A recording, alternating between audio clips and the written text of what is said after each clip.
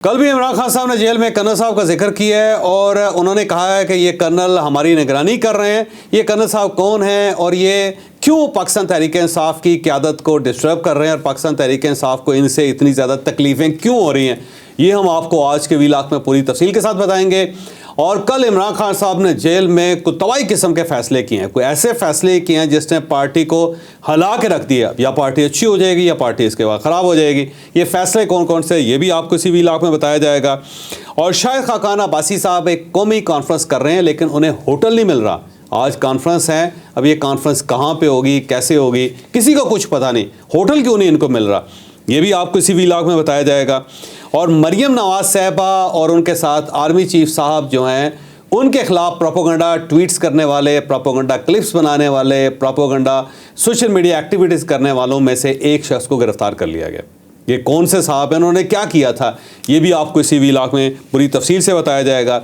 और जो पाकिस्तान में क्रिकेट की चैंपियंस ट्रॉफी हो रही है उसकी सिक्योरिटी कंप्रोमाइज़ होगी और टीमों ने एतराज़ करना शुरू कर दिया है। ये सिक्योरिटी कंप्रोमाइज़ कैसे हुई और पीसीबी अब उसके लिए क्या कर रहा है, ये भी आपको इसी व्लॉग में बताया जाएगा। लेकिन व्लॉग की तरफ जाने से पहले मेरी आपसे रिक्वेस्ट है कि चैनल को सब्सक्राइब ज़रूर कीजिएगा और ये जो बेल आइकन है उसको ज़रूर प्रेस करें ताकि नोटिफिकेशन आपको मिलता रहे। और ये याद रखें कि हर अच्छी बात सदका जारिया होती है। अगर आपको हमारा व्लॉग अच्छा लगे तो किसी न किसी के साथ इसे ज़रूर शेयर कीजिएगा। और हमने अपना कॉलम 0 पॉइंट अब ऑडियो फॉर्म में भी लॉन्च कर दिया है। आप इस लिंक के ऊपर क्लिक करके अब हमारे कॉलम सुन भी सकते हैं।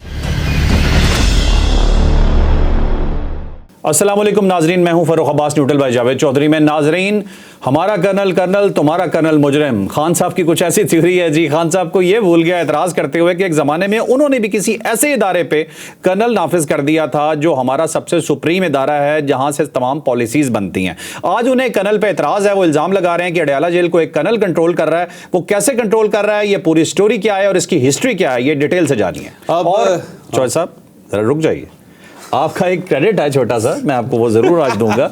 आपने करप्शन स्टोरी की थी, ठीक है, वासा के हवाले से पंजाब की ये स्टोरी थी जिसके ऊपर कमेटी बना दी गई है।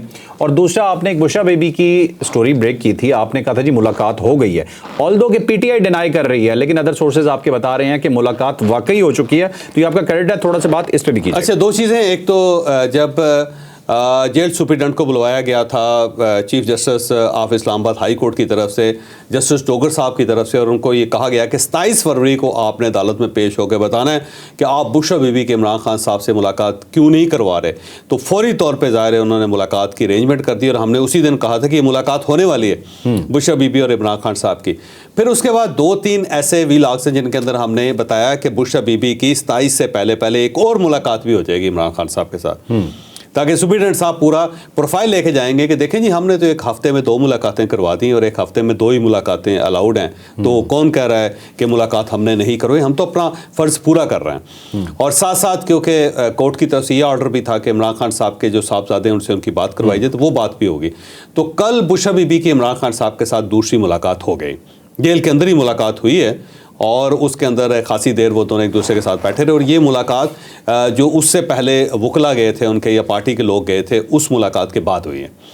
और बुशरा बीबी की सेहत भी ठीक है, इमरान खान साहब की सेहत भी ठीक है। और इमरान खान साहब ने बल्कि इस चीज़ को बहुत बुरी तरह कंडेम किया कि ये जो बाहर लोग हैं जो मेरी सेहत से रिलेटेड चीज़ें बयान करते रहते हैं, ये गलत है। कासिम सूरी साहब ने उनके बारे में कहा था कि वो बेहोश हो गए हैं, तो इमरान खान साहब ने उसके ऊपर भी बुरा मनाया। और महर शराफत जो लाहौर के अंदर, उन्होंने कहा जी कि बहुत बुरा हाल है और बाकायदा मीठे के साथ एक शरबत सा बना के पूरा कमरा धोया गया है, फिर उनकी जो बार्स हैं उनको धो दिया गया है ताकि कीड़े आ जाएँ। उस पर भी इमरान खान साहब ने कहा कि बिल्कुल बुलशिट है, बकवास है, मैं मुकम्मल तौर पे सेहतमंद हूँ, मेरे साथ इस किस्म का कोई सलूक नहीं किया गया। और उन्होंने बल्कि अपनी जो हमशीरा हैं उनसे कहा है कि आप बाहर जाके बताएं कि कुछ लोग होंगे जो सिर्फ इसके बारे में बात करेंगे, कोई और किसी किस्म की स्पेकुलेशन नहीं कर सकता। तो एक तो हमारी ये खबर ठीक साबित हुई, अच्छी बात है। और भी बड़ी खबरें हैं जो हमारी ठीक साबित होती रहती हैं। चलो, आपकी मेहरबानी, आपने याद रखा। इसके साथ साथ वो जो वाटर सप्लाई का इशू था जो संडे के दिन हमने उसे उठाया था कि उसके अंदर एक टर्किश कंपनी है और उसके सिर्फ कागजात इस्तेमाल हो रहे हैं, एड्रेस उनका गलत है, उसके ऊपर फौरी तौर पे एतवार के दिन ही चीफ मिनिस्टर साहब ने नोटिस लिया और उन्होंने एक तहकीकाती कमेटी बना दी जो अब तफ्तीश कर रही है। और अब उस तफ्तीश की जब रिपोर्ट सामने आएगी, तहकीकात की रिपोर्ट सामने आएगी, तो फिर हम दोबारा एक वीलाग करेंगे और उसके अंदर अगर हमारी कुछ गलती है हम एतराफ़ करेंगे। और अगर वो लोग जिन्होंने ये सारा स्कैम किया था अगर वो गिरफ्तार होते हैं या उनके खिलाफ कोई रिपोर्ट तैयार होती है तो फिर हम डंके बजाएंगे। बिल्कुल ठीक है। आपने तो जो गिवन जो सबूत थे उनके ऊपर बात की है। अगर इसका उस साइड से कोई एतराज़ आता है तो यकीनन इसका जवाब भी देंगे और कोशिश करते हैं कि एतराज़ आया है वैसे जो सेक्रेटरी मियां शकील साहब उनकी तरफ से आया है, तो मैंने उनसे कहा था जी आप तहरीरी तौर पे भेजें जो इश्यूज़ हैं, तो उन्होंने तहरीरन भेजा है। उसके बाद फिर मैंने तहरीरी जवाब उनको दिया है, जिसके बाद मुकम्मल खामोशी है। मैं इंतज़ार कर रहा हूँ उनके दूसरे जवाब का।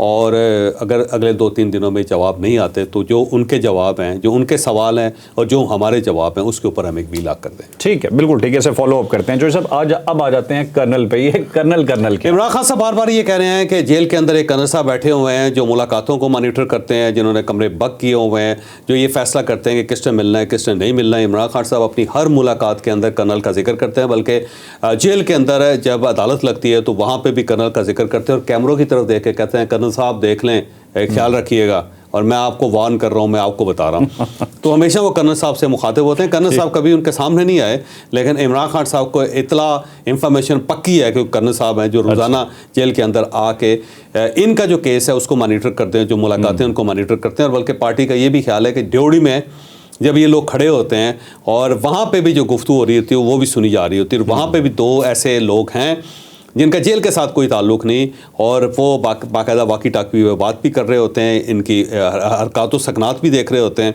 इनकी गुफ्तगू भी सुन रहे होते हैं और वही रिपोर्ट करते हैं कि ये लोग सामने आए हुए हैं जी, ये मुलाकात करना चाहते हैं। फिर अंदर से एक क्लियरेंस आती है तो उसके बाद फिर ये लोग अंदर जाते हैं। और जहाँ पे इमरान खान साहब बैठे होते हैं, इमरान खान साहब का ख्याल ये है कि पूरा कमरा बग्ड है और इसीलिए वो कान में सरगोशियाँ करते हैं और कुछ चीज़ें जो उन्होंने ओपनली बयान करनी होती है वो टका के बयान करते हैं। लेकिन वो कर्नल साहब का बड़ा जिक्र करते हैं। अब सवाल ये है कि जब इमरान खान साहब का अपना दौर था तो उस वक्त उन्होंने इतने ज़्यादा कर्नल लगाए हुए थे हर जगह पे, बल्कि जिस क्रिकेट टीम का ये जिक्र कर रहे हैं और पीसीबी का जिक्र कर रहे हैं उस वक्त ये पूरी क्रिकेट टीम जो है इन्होंने जनरल बाजवा साहब के हवाले कर दी थी। जनरल बाजवा साहब ने इनको जो मिलिट्री एकेडमी है उनके अंदर ट्रेनिंग दी थी और वहाँ पे इनकी पीटी करवाई गई थी, इनको दौड़ लगवाई जाती थी, इनके दंड निकलवाए जाते थे और फिर इनको उसी तरह जिस तरह सोल्जर्स की तरबियत की जाती है इस तरह की ट्रेनिंग की गई थी।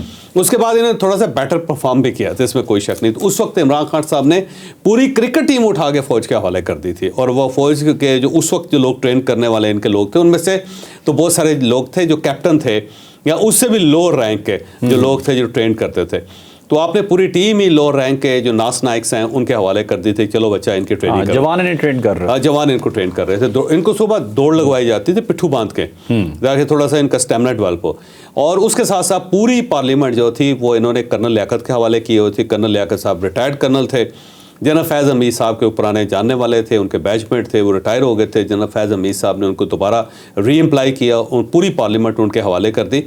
वो अपोजिशन को भी मैनेज करते थे, साथ साथ गवर्नमेंट के तमाम लोगों को भी मैनेज करते थे, तमाम इत्तेहादियों को भी मैनेज करते थे। बल्कि ये वही थे जो तारक चीमा साहब को फ़ोन करके भी कहते थे कि चीमा साहब आप खुद आएंगे या फिर हम गाड़ी भेजें या यहाँ से जहाज़ भेजें। और उसके बाद फिर चीमा साहब यहाँ आके वो मियाँ शहबाज शरीफ साहब को कहते थे कि मुझे तो बुलाया गया जी, मैं आया हूँ। और ये वही कर्नल साहब थे जो अमर लियाकत हुसैन को भी बेचारे को जो मरहूम है उसको भी कहते थे कि भाई आना है या नहीं आना। और फिर ये बीबी साहब परवाना जो है ना, इनको भी वही लेके आए थे। तो ये कर्नल लियाकत साहब बड़े कारीगर थे, ये सेनेटर्स को भी मैनेज करते थे, उसके साथ साथ MNAs को भी मैनेज करते थे और उसके साथ साथ तमाम इत्तेहादियों को भी मैनेज करते थे। बल्कि सो फार सो शाहिद खान अब्बासी साहब ने एक बार खड़े होकर ये मुतालबा किया था जनरल बाजवा साहब से भी और गवर्नमेंट से भी कि जी 2 कर्नल्स होने चाहिए कौमी असम्बली में, एक अपोजिशन के लिए और एक गवर्नमेंट के लिए, क्योंकि एक कर्नल के ऊपर वर्कलोड बहुत ज़्यादा है और उन्हें इतना ज़्यादा उन्होंने काम दिया हुआ है कि वो बेचारे पिस के रह गए। तो हमें उनसे हमदर्दी है, एक ही कर्नल से अपोजिशन और गवर्नमेंट दोनों को हांका जा रहा है, ये ज़्यादती है। तो वो इमरान खान साहब जो ना उस वक्त ये काम भी पूरी पार्लियामेंट उन्होंने कर्नल के हवाले की हुई थी, ठीक है, पूरी क्रिकेट टीम किसी और के हवाले की हुई थी। और इसके साथ साथ हर मिनिस्ट्री के अंदर लोग बैठे हुए थे। उस वक्त जब बड़ी मीटिंग्स होती थी तो उसमें लोग अंदर बैठे होते थे जो बाकायदा मॉनिटर करते थे और उसके बाद फिर रिपोर्ट भी करते थे और उसके बाद फिर इमरान खान साहब को बताया भी जाता था। और इमरान खान साहब ने बाकायदा अलाउ किया हुआ था कि आप सब कुछ करें। सो फार सो एक और बड़ी दिलचस्प बात यह है कि उस ज़माने में जब ये बात निकलनी शुरू हुई कि प्राइम मिनिस्टर का जो फ़ोन है वो भी ISI टैप करती है, तो उस पर इमरान खान साहब ने कहा था तो बहुत अच्छा करते हैं, इनको करना चाहिए, क्योंकि इन्हें पता होना चाहिए कि इनका प्राइम मिनिस्टर जो है वो क्या बात कर रहा है और इनकी जिम्मेदारी है। तो उस वक्त उन्होंने ये तस्लीम कर लिया था। अपोजिशन के साथ साथ इधर अपने प्राइम मिनिस्टर का फ़ोन भी टैप होता था और इमरान खान साहब जो है ना उसको अलाउ भी करते थे और बड़ी खुशियां मनाते थे उस वक्त। तो उस वक्त पूरी गवर्नमेंट इन्होंने हवाले की हुई थी कर्नल्स के, मेजर्स के और कैप्टन्स के। और उस वक्त मियां नवाज शरीफ के ऊपर जो लोग तैनात थे वो भी अगर इमरान खान साहब याद रख लें तो बड़ी बात होगी। फिर शायद खाकान अब्बासी को कुछ ऑफिसर दिए हुए थे जो इनकी निगरानी किया करते थे। ख्वाजा साहब आज भी उनको जानते हैं, उन मेजर्स और कर्नल्स को जो इनकी निगरानी किया करते थे जेल के अंदर। आसफ अली जरदारी साहब के ऊपर बाकायदा कुछ लोग अपॉइंट थे और वो रिपोर्ट करते होते थे सब कुछ। और ये सब कुछ खान साहब के दौर में, ये सब कुछ खान साहब के दौर में होता था। और इसके अलावा फिर जब बाजवा साहब ने मीर शकील रहमान जो उनके खिलाफ क्योंकि फैसला किया था, हुक्म जारी किया था इमरान खान साहब ने, क्योंकि इमरान खान साहब के उनके साथ कोई पुरानी ग्रज थी, फौज नहीं चाहती थी। तो उसके बाद उन्हें वो कैंसर पेशेंट है मीर शकील रहमान साहब, उनको पकड़ के जेल में फेंक दिया उन्होंने। और उस वक्त फिर जनाब बाजवा साहब ने मीर शकील रहमान को बचाया तो उन्होंने उनको निकाल के हस्पताल में शिफ्ट किया था। उस वक्त मीर शकील रहमान साहब की जो निगरानी कर रहे थे वो भी फौजी थे। तो मेरा ख्याल ये है कि उस वक्त पूरी गवर्नमेंट ही मेजर और कर्नल चला रहे थे। और आज इमरान खान साहब को बड़ी तकलीफ है इस चीज़ की कि जेल के अंदर देखे जी कर्नल मुझे मॉनिटर भी कर रहा है, मेरे फैसले कर। ज़्यादती तो है, कम से कम ब्रिगेडियर ही लगा दें। हाँ, होना तो चाहिए वैसे, जो इमरान खान साहब का प्रोफाइल है उसके मुताबिक होना चाहिए, ये बात दुरुस्त है वैसे। एक भरपूर मुतालबा किया जा रहा है कि एक ब्रिगेडियर जो है वो नामजद किया जाए, अपॉइंट किया जाए अडयाला जेल में, जो इमरान खान साहब के खाने की, कपड़ों की और मुलाकातों की निगरानी करे। ठीक है, बिल्कुल ठीक है जी। अब नाज़रीन चलते हैं जी अपनी अगली स्टोरी की तरफ। नेक्स्ट स्टोरी भी जी हमारी बहुत इंपॉर्टेंट है। साबिक वज़ीर-ए-आज़म शाहिद खाकान अब्बासी, पाकिस्तान का वज़ीर-ए-आज़म होना यकीनन एक बहुत इज़्ज़त की बात है, लेकिन जब हमारा वज़ीर-ए-आज़म इस तरह से जो साबिक है वो आगे क्या है कि मुझे एक होटल तक नहीं मिल रहा एक कौमी कॉन्फ्रेंस करने के लिए, तो लम्हा फ़िक्रिया नज़र आता है। तो इसके ऊपर हम डिस्कस करते हैं जावेद चौधरी साहब से कि एक कौमी कॉन्फ्रेंस के लिए, एक अपोजिशन कॉन्फ्रेंस के लिए क्या पाकिस्तान में इतनी गुंजाइश मौजूद नहीं है कि वो कहीं बैठ के कोई बात कर सके? नहीं, इस तरफ आएंगे, लेकिन कुछ इमरान खान साहब ने कल फैसले किए हैं, मेरा ख्याल है उसके ऊपर बात करनी ज़्यादा ज़रूरी है। पहली बात तो उन्होंने कहा है कि खैबर पख्तूनख्वा के अंदर जितने मिनिस्टर्स हैं उनके पास अगर कोई पार्टी का ओहदा है तो वो ख़त्म है। तो उन्होंने सब के पार्टी के ओहदे ख़त्म कर दिए। उन्होंने कहा या मिनिस्टर हैं या आप पार्टी के ओहदेदार रहे हैं। और उन्होंने कहा कि जुनैद अकबर साहब इन मामलात को देखेंगे तो वहाँ पर बड़ा कोहराम बरपा है, क्योंकि जो मिनिस्टर्स हैं वो अपने अपने इलाके में पार्टी के प्रेसिडेंट भी थे, तो अब उनके पास से ओहदा निकल गया है। अब वहाँ पे एक नई स्टैब्लिशमेंट क्रिएट होगी जो पार्टी की होगी और ये सिर्फ मिनिस्टर रह जाएंगे। तो या मिनिस्टर रहना ना या पार्टी प्रेसिडेंट रहना अपने ज़िले में या अपने हलके में। ये पार्टी को खुश कर रहे हैं या वाकई ज़रूरत है? मेरा ख्याल है खैबर पख्तूनख्वा की जो कैबिनेट है उसको ज़रा विंग्स काट रहे हैं। अच्छा, उनकी जो पर हैं वो तराशी की जा रही है उनकी। ठीक है, तो पर तराश रहे हैं उनके, ताकि थोड़ा सा ज़्यादा उड़ रहे हैं ना लोग, मतलब उनको कंट्रोल करके और साथ जुनैद अकबर साहब को एम्पावर करना चाहते हैं। गंडापुर साहब एक साइड पे, साथ जुनैद अकबर साहब पार्टी के तौर पे, पार्टी प्रेसिडेंट के तौर पे वो ज़्यादा इमर्ज होंगे, तो जुनैद अकबर साहब को आगे बुलाया जा रहा है। इसके साथ साथ नईम पंजोता साहब के ऊपर इमरान खान साहब ज़्यादा रिलाई कर रहे हैं और उनको सपोर्ट भी कर रहे हैं और उनको वो अहकामात उन्होंने दिए हैं कि ये सारे हुक्म जो है ना आपने पार्टी के लोगों तक पहुँचाने हैं। तो कल नईम पंजोता साहब जो थे उन्होंने पूरी पार्टी को बताया कि इमरान खान साहब क्या कह रहे हैं। ठीक है, तो ये बड़ी बात है। मेरा ख्याल है नईम पंजोता जो है ना उनके ऊपर वो डिपेंडेंट ज़्यादा इमरान खान, और वो कमिटेड भी बहुत है। मेरा ख्याल है बहुत ज़्यादा कमिटेड है। वैसे इमरान खान साहब की बड़ी कुर्बानी दी, मेरा ख्याल है उनको जीतना चाहिए था और आना चाहिए था कौमी असम्बली के अंदर, लेकिन बहरहाल और वाइब्रेंट भी है, बड़ा मुतहरक आदमी। उसके साथ साथ उन्होंने कहा कि जो मेरा बयानिया है वो कुछ और लोग हैं जो दिया करेंगे, पार्टी के बाकी लोग किसी किस्म का बयानिया नहीं दे सकते।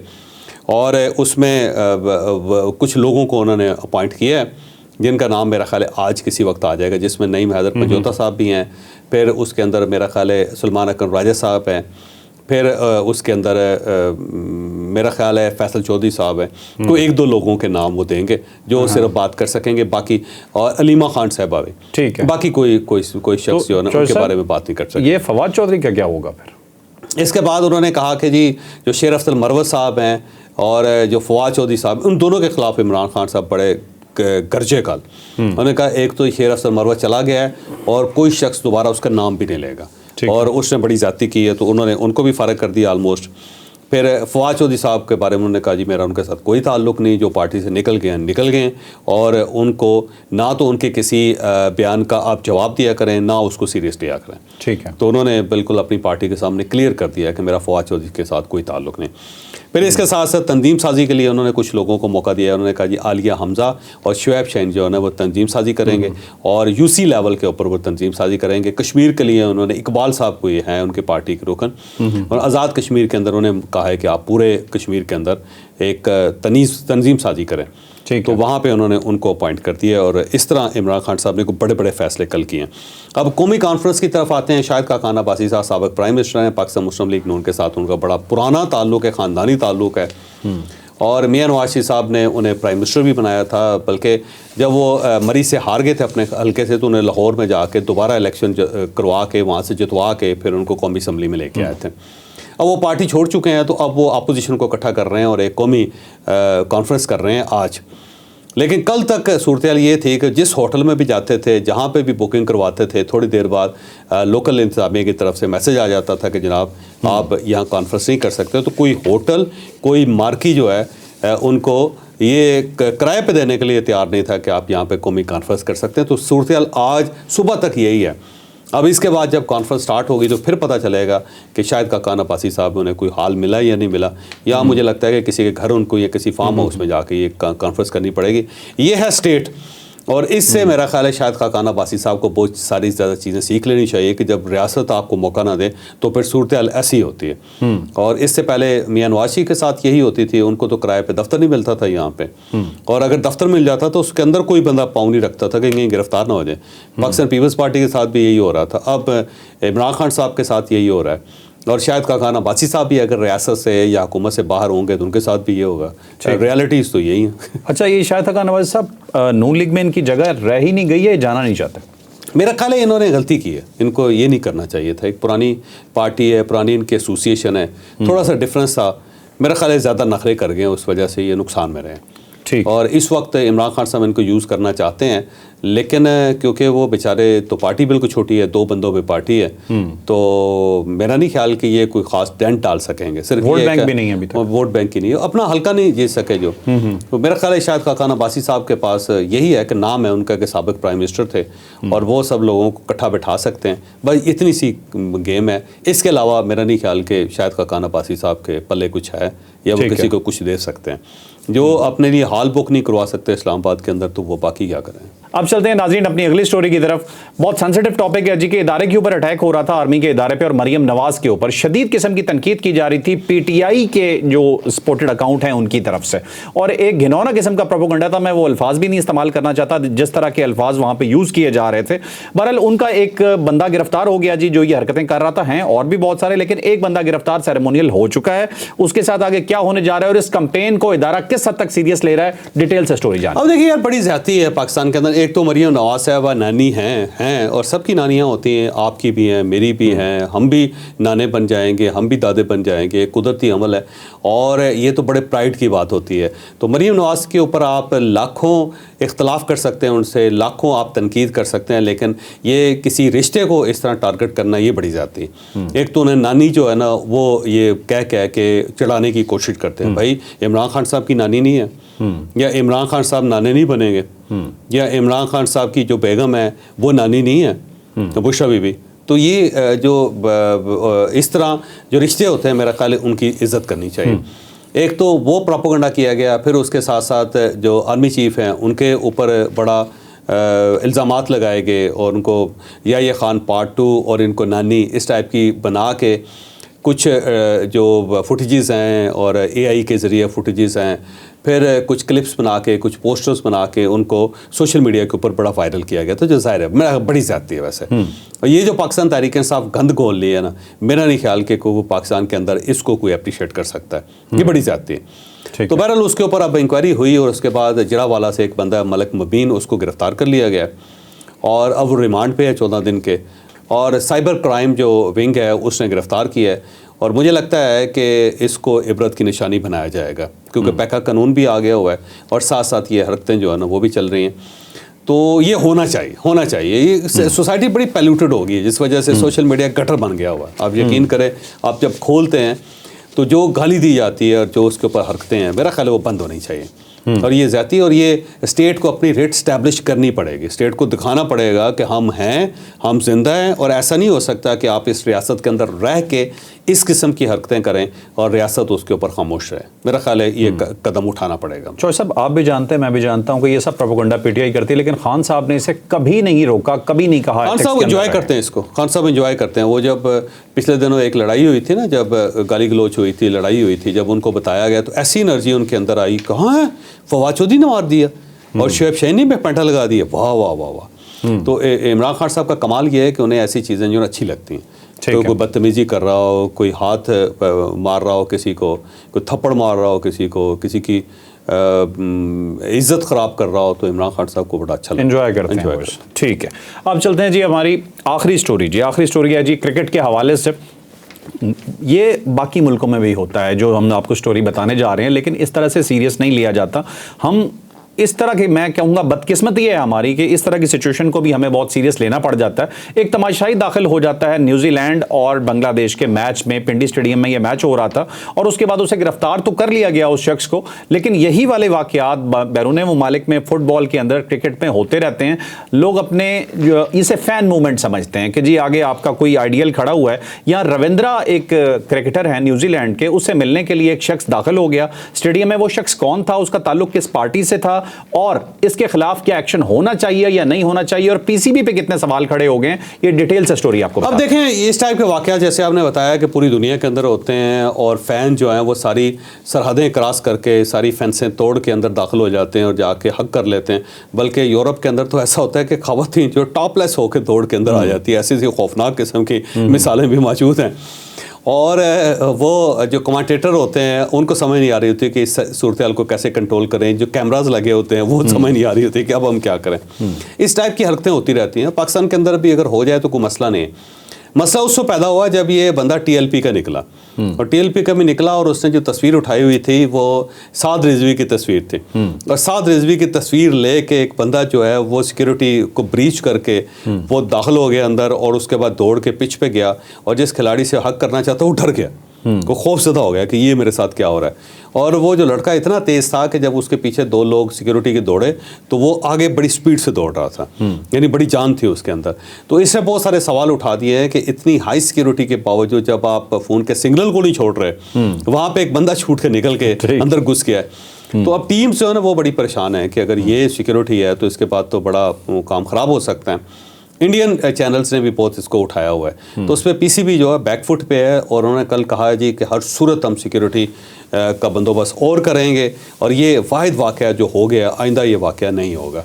ठीक है। तो असल इशू टीएलपी का था। अगर टीएलपी का ना होता या साद रिजवी साहब की तस्वीर उसने ना उठाई होती तो शायद सूरत हाल डिफरेंट होती। लेकिन इससे वैसे सवाल तो बन गया कि जनाब आप कहते हैं कि बड़ी सिक्योरिटी है, यहाँ सिग्नल नहीं जा सकता, वहाँ बंदा चला गया। ठीक है जो सब इसका एक एस्पेक्ट बिल्कुल ठीक है जी कि सिक्योरिटी ब्रीच हुई है, लेकिन दूसरी साइड पे मुझे लगता है थोड़ा लाइट भी इससे किया जा सकता है। फैन मूवमेंट था, एक आदमी अपने आइडियल को मिलना चाहता। ठीक है सर, वो फैन मूवमेंट थी, इसमें कोई शक नहीं है, लेकिन साथ रिजवी की तस्वीर उठा के लेके जाने के अंदर क्या जरूरत। तो एक बंदा दो का फैन भी हो सकता है। नाज़रीन, आपने आज का व्लॉग देखा, यकीनन इंफॉर्मेटिव रहा होगा। लाइक शेयर सब्सक्राइब करना आपने बिल्कुल नहीं भूलना। इजाजत दीजिए, अल्लाह हाफ़िज़। पाकिस्तान जिंदाबाद।